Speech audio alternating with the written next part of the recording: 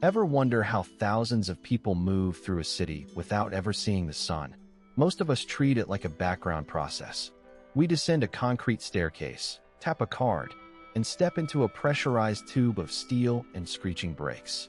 We don't think about the fact that we are essentially traveling through a manufactured, artificial vein running beneath a living organism. But look closer at the world above. We have skyscrapers, high-rises, and massive utility grids competing for every square inch of surface area.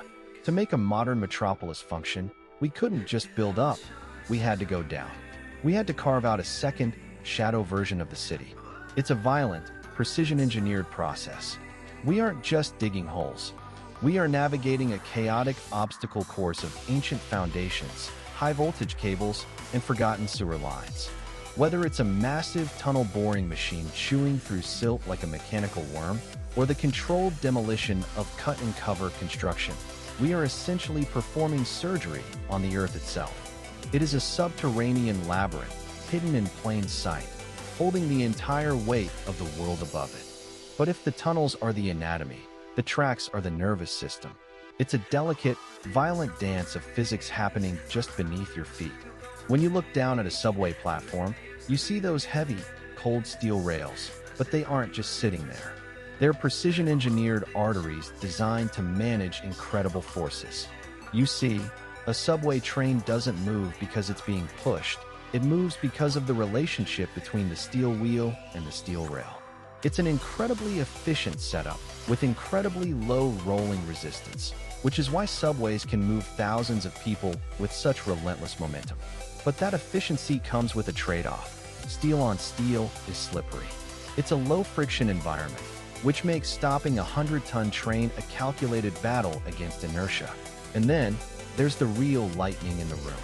The third rail. It's that seemingly unassuming, elevated rail running parallel to the tracks, humming with a lethal amount of direct current electricity. It's the heartbeat of the system, providing a continuous, high-voltage flow that powers everything from the massive traction motors to the flickering lights above your head. It's a dangerous, high-stakes energy, harnessed perfectly to keep the city moving. But while you're sitting there, staring at a smudge on the window, there's an invisible conductor working a much more complex rhythm.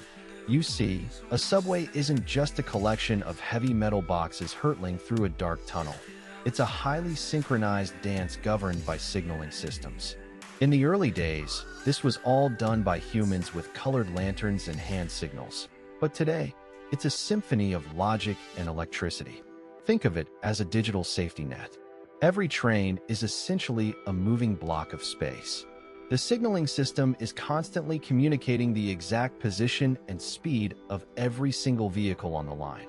If a train ahead slows down, the system sees that gap closing and sends an electronic command to the train behind it, effectively telling it to back off. It's a fail-safe philosophy. In the world of rail,